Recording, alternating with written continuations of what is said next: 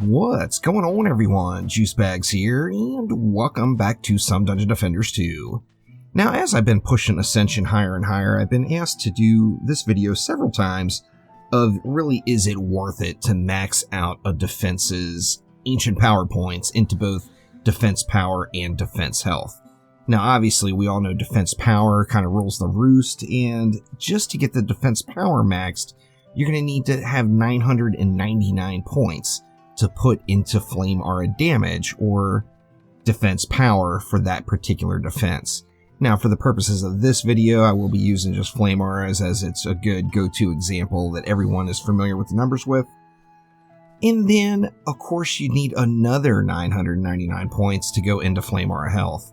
Now, there's very few players that are going to get to this point. You can get here from pushing really high in Onslaught and then doing an ancient power reset, or just doing a monstrous grind. But another important thing to note is you need not only your 999 from damage, 999 from health, but you also need that 20 in at the bottom.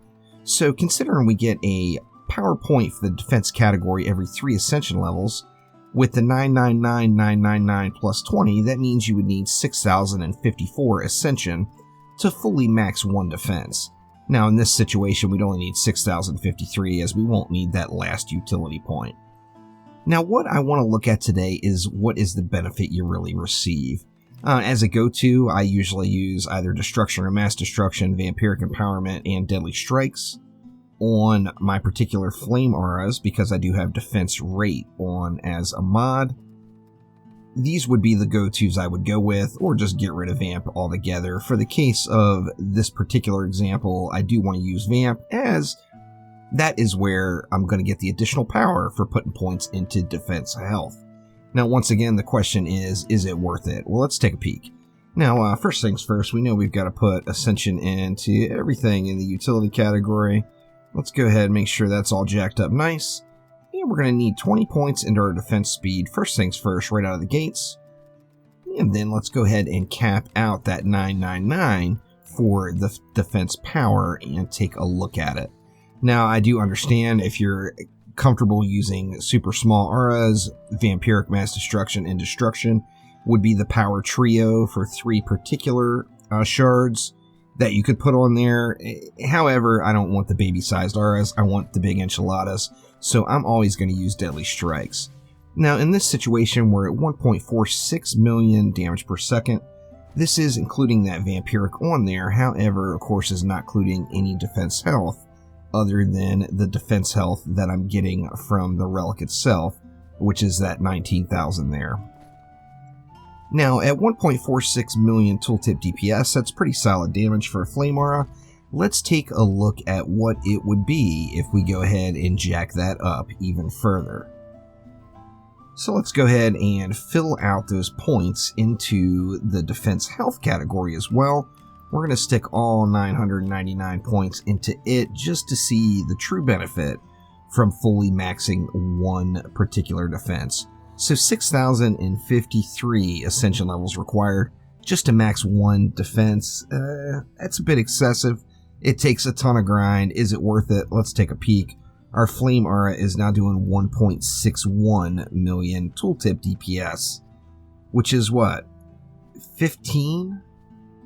That's only 150,000 DPS higher, with all of that additional defense power in via the Vampiric Empowerment Shard and your Ascension.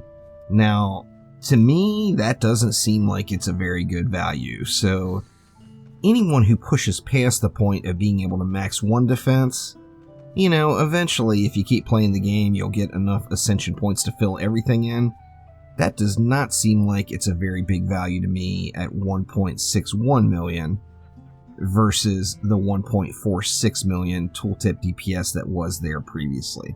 Now, obviously, if you have Mass Destruction available, the go-to is not going to be Mass Destruction, Vampiric, and Deadly Strikes. We're going to go ahead and get rid of that Vamp, and let's throw a regular Gilded Destruction Shard on and see what we get then.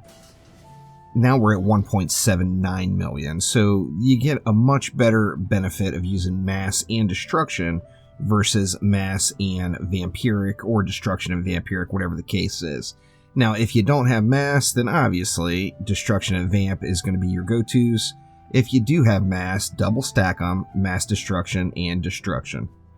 So not a huge gain really for having 100% cap, and it just shows the power of defense power. So definitely always go defense power first. Don't worry about that defense health, especially seeing now the little gain you get out of a gilded vampiric shard and the maximum amount of defense health that you can dump into it via your Ascension. So not a spectacular gain, no doubt about it. I think for me personally, I will probably go ahead and continue to split these auras and go with one builder for flame auras and one builder for lightning strikes, and not worry about putting any points into that defense health area on either of those until I would have all of the categories filled.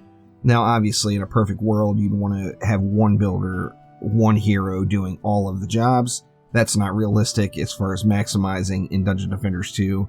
And this is what I would really suggest, so I wouldn't sweat going into defense health at all, as you're just not getting a very big gain on your defenses for going into it.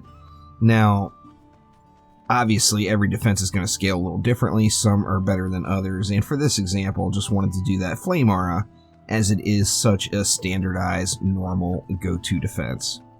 So thank you so much for watching. Make sure to click that like button. Please subscribe to the channel.